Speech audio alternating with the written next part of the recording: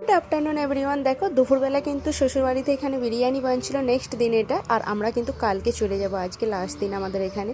তো বিরিয়ানি খাওয়া দাওয়া করে আজকে আমরা যাব আমাদের বারুইপুরের বিখ্যাত পেয়ারা বাগান ঘুরতে, যেটা আমাদের মানে বাড়ির পেছন দিকটাতে আসতে পারে। এই রাস্তাটা এত ভালো লাগছিল দেখো দেখতে, আর ভিউটা তো জাস্ট ওয়াও লাগছিল।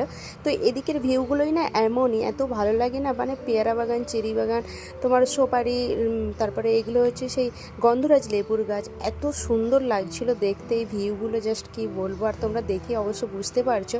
আর এর পুরো ভিডিও কিন্তু অলরেডি আমার চ্যানেলে ছাড়া আছে, তোমরা দেখবে। এটা হচ্ছে সেই বিখ্যাত চেরি, যেটা করম চা ফল বলে শায়দ।